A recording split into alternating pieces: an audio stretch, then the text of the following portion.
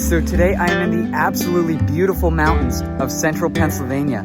And today I'm going to be climbing this mountain behind me here in search of rattlesnakes. I've seen quite a few up here in the past, so if the weather cooperates for us today, I think we have some good odds of seeing some really cool stuff. Let's get to it. Although I'm often in rattlesnake habitat, I don't usually feel the need to wear snake gaiters like these, but today's hike would be different. This ridge is known locally for its rattlesnakes, and as you'll see shortly, its excessive plant growth makes it very difficult to see around the trail. With this in mind, I continued up the steep hillside. Alright, after a very short but steep hike, I made it up on top of this mountain here. As you can see, it is very overgrown, so I'll definitely want to be watching my step in here. But this is the good habitat here, so hopefully I can find something. Now, I don't have my hopes up super high about finding anything because it is very overcast and threatening to rain, so the weather is definitely not fully cooperating today, but I think we still have a chance. And luckily, the rattlesnakes weren't going to make me wait long.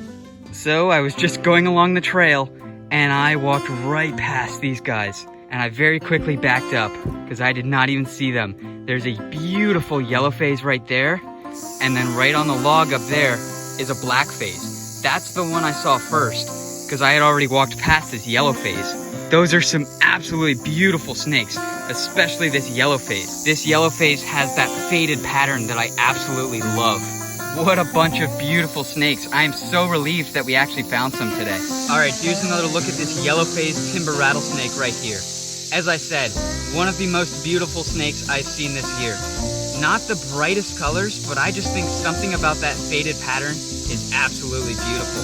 Now, I'm not sure if that other snake is in frame, but both of these are just very content to sit still and let me film them, which I'm very relieved about. A lot of times the snakes in this area this time of year are very quick to disappear down into the rocks and plants, but these ones are being very cooperative. Now, here's another look from my perspective.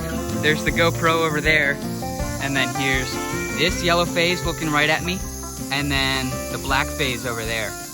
And since these guys are out, I'm sure there will be plenty more on this ridge to find. So let's keep looking.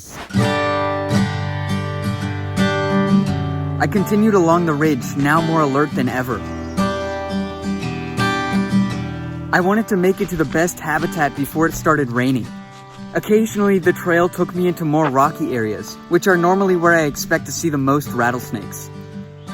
Alright, so I've hiked about a quarter mile up the ridge since I found those first two rattlesnakes.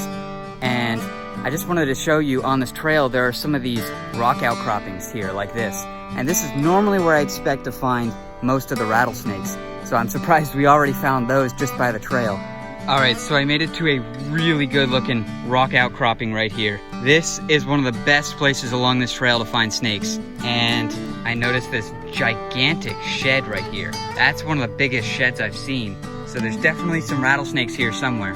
So that big timber skin is just right over there. And then right here, there's this little crack in the rocks. There are several eastern milk snakes, which is really cool. You can just barely see some pattern there. And then there's another one down over here. How awesome is that? Eastern milk snakes. Well, I used the snake hook and somehow I was actually able to get one out without too much difficulty. Look at that. That is not a snake I was overly expecting to see today. You can see the checkerboard belly there. What an awesome snake. Now this guy is actually posing pretty nicely here for us, which is pretty cool to see. You can see that reddish eye, and then there's some size. Not a huge snake, definitely a lot smaller than the black rat snakes, which are their most closely related species around here. But definitely a cool snake to find, and one that I can actually handle, unlike those rattlesnakes. Alright, now that I got some pictures, I'm just gonna release this guy right back into the crack where I found him. That is really cool. Now let's go find some more rattlesnakes. Well, unfortunately, the rain has begun, and although there were a couple skins at this spot, there were no rattlesnakes. So unfortunately, I think that slight sprinkling of rain has scared away all the snakes, and they are no longer out basking, which is too bad, but does make me feel pretty lucky that we were able to find those two early on. And that milk snake was definitely an awesome surprise find. So I made it to the end of this trail, which means I'm going to be heading down off this mountain, and that's it for the good rattlesnake habitat. So I hope you enjoyed, and thanks for watching.